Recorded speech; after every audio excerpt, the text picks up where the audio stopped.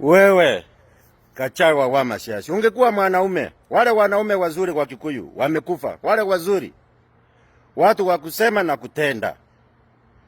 Kenneth Nchindo Matiba alikuwa mwanaume sujaa, aliresign baada ya kutafautiana na Moi. Waruru Kancha, watu wangwana, nani wanaume wa Kikuyu, sio wewe. Gachagua, ungekuwa mtu mzuri. Bwana amekataa bibi. Bibi amekuwa msarati. Amemwacha. Amewa bibi ingine, amemove in kwa residential house. Achika kubali umeachwa. Gachagua, hii maneno ya kupeleka case kotini, maroya wote both sides ni wakora. They are friends. These are buddies. Ni pesa tu wanataka. Hakuna kitu ingine. Gachagua, ungekuwa kama mwanaume. Umeachwa. Hii ndo kuisha kabisa. Kuwa kama mwanaume. Sichaona Mkikuyu akiwa na hii. Hapana, ukai Mkikuyu. Wewe sio hata mwanaume kabisa. Wewe ni kama mwanamke kabisa. Kama umeacha. Hata mwanamke ukimfanyia madharau anainua mikono juu anasema tekiomaga. Hii maneno ya kupeleka ati sasa una apili, hakuna, kesi yake iliisha kitambo. Kuwa mwanaume bwana Gachagua.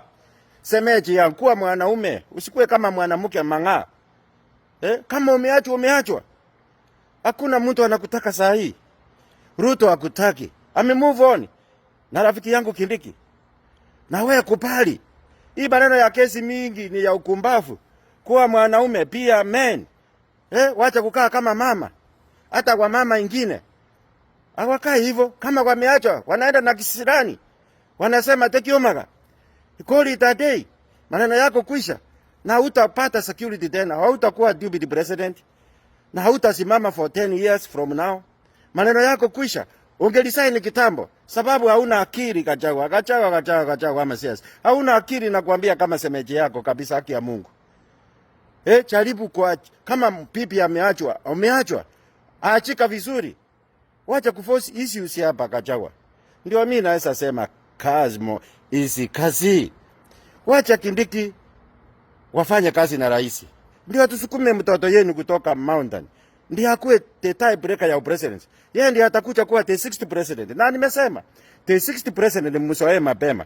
Ni mtoto kutoka Mokotima, Meru. Ala. Haya Cosmo Kibuchumba Joy, I approve this message 100%. Ndani